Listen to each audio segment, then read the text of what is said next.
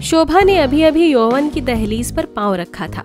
आम लड़कियों की तरह उसने भी बहुत से ख्वाब पाल रखे थे, पर जिन घरों में रोटी पूरी न पड़ती हो वहाँ ख्वाब पूरे कैसे होते। गरीब घर में पैदा होने की सजा उसे भुगतनी पड़ी। माँ बाप ने उससे दुगनी उम्र के आदमी से उसकी शादी तय कर दी। शोभा का मन तो ना था, पर उससे शादी करने के एवज में पूनाराम ने उसके घर वालों को एक मोटी रकम दी थी, जिससे शोभा के माता पिता और उसके छोटे भाई बहन की अगले 2-3 साल की जिंदगी थोड़ी आसान हो जाती। इसलिए शोभा ने शादी कर ली।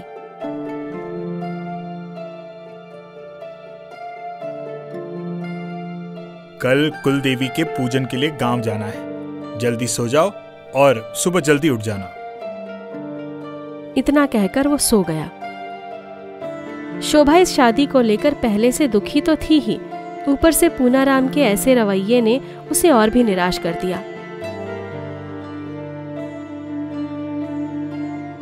नई बहुरिया कहाँ है? आजा बाहर।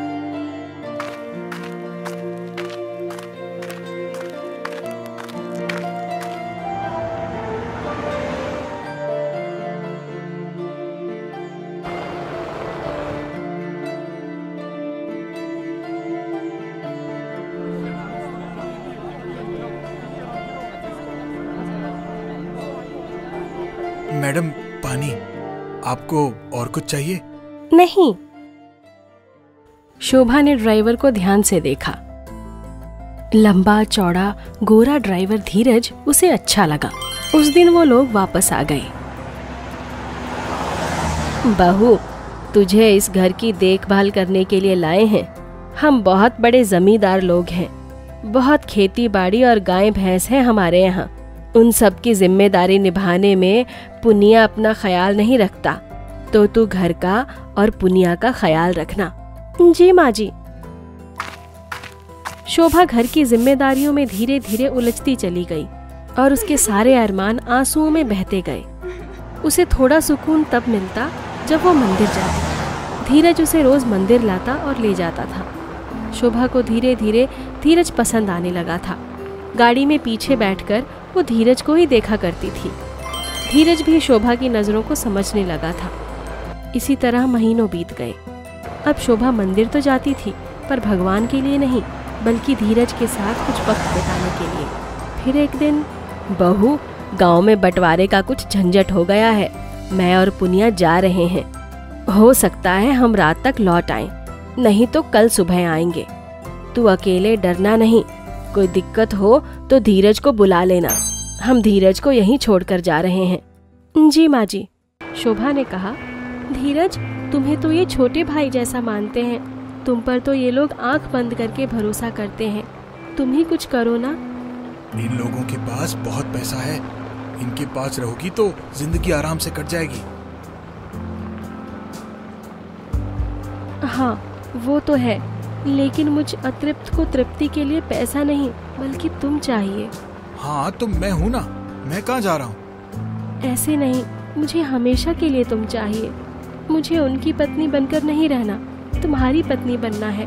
मैं उन लोगों का भरोसा तोड़ना नहीं चाहता, लेकिन मैं भी तुम्हारे बगैर नहीं रह सकता। धीरज एक दिन व्यापार के सिलसिले में पूनाराम को लेकर पहाड़ी इलाके में गया। वहाँ सौदा पक्का हो जाने की खुशी में पूनाराम धीरज को लेकर एक ढाबे पर गया। वहाँ दोनों ने बैठकर खूब खाना खाया। पूनाराम ने शराब मंगवाई। साहब, मुझे ड्राइव करना है, आप पीजिए। हाँ, तू मत पी, तुझे ड्राइव करना है। लेकिन आज इस खुशी के मौके पर मैं तो जरूर पीऊंगा। पूनाराम शराब पीने लगा। धीरज बातों में उलझाकर उसे शराब और दिए जा रहा था। जब पूनाराम ने पूरी सुध-बुध खो दी, तब धीरज उसे लेकर चला। थोड़ी दूर पहाड़ी रास्ते पर जाने के बाद धीरज ने मौका देखकर पूनाराम को कार से उतारकर खाई में धकेल दिया और खुद जोर जोर से चिल्लाकर रोने लगा। साहब, ये क्या हो गया? आप कैसे गिर गए? उसको रोता देखकर आने वाली बाकी गाड़ियां रुकी। लोग उतर कर आए। पूछा कि क्या हुआ, कैसे हुआ? साहब ने बहुत शराब पी रखी थी। टॉयलेट करने के लिए उन्होंने गाड़ी रुकवाया था, जब तक मैं बाहर आया तब तक तो साहब किनारे पहुंच गए थे। नशे में शायद वो खुद को संभाल नहीं पाए। रेस्क्यू टीम ने आकर पूनाराम की बॉडी निकाली। लोगों के बयान लेने और उस जगह का मुआयना करने के बाद पुलिस ने धीरज की बातों पर भरोसा कर लिया। 1 साल बाद पुनिया की जगह मुझे उठा लेते ऊपर वाले। खेती बाड़ी, काम धंधा, गाय भैंस, सबकी जिम्मेदारी बेचारा धीरज न जाने कैसे संभाल रहा है। धीरज ना होता तो पूरा घर बर्बाद हो जाता माँ जी। मुझे अब तेरी फिक्र है, तेरी पूरी जिंदगी पड़ी है। तभी धीरज वहाँ आ जाता है। उसने पैसों से भरी एक पोटली देते हुए कहा, माँ जी, साहब ने जो अंतिम सौदा किया था ये उसका मुनाफा है। जुग जुग जियो बेटा, अब ये सब तेरा ही है। मुझ बुढ़िया को क्यों दे रहा है? मैं कैसे? पुनिया का छोटा भाई तो एक बार विदेश गया तो लौट के नहीं आया। ये सब अब तू ही रख।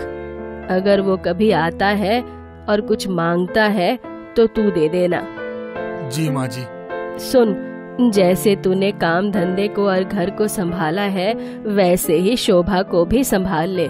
तेरे अलावा हमारा इस दुनिया में है ही कौन? जी जी माँ जी। धीरज बाहर निकल गया। उसने हाँ तो कर दिया था, लेकिन उसकी आत्मग्लानि उसे अंदर ही अंदर खाए जा रही थी। अब जब पूनाराम की माँ ने उस पर इतना भरोसा दिखाया तो उसकी आत्मा ने उसे बहुत धिक्कारा। वो वहाँ से सीधा पुलिस स्टेशन गया। उसके पीछे पीछे शोभा भी वहाँ आ गई। पुलिस स्टेशन के बाहर, तुम पागल हो क्या? क्यों सबकी ये धरे पर पानी फेर रहे हो? पागल तो मैं हो गया था तुम्हारे साथ रह के। भगवान समान अपने साहब को मैंने मार दिया। तुम्हें पता है, मैं तब से एक बार भी चैन की नींद नहीं सोया हूँ। पल पल मर रहा हूँ मैं। मुझे इस आत्मग्लानि से मुक्ति चाहिए। इतना कहकर वो अंदर गया और सारी सच्चाई बताकर उसने खुद को सरेंडर कर दिया। उसे पता था कि अब उसे शोभा और दौलत शोहरत तो नहीं मिलेगी, पर ऐसा करने से उसके मन को शांति जरूर मिल गई थी।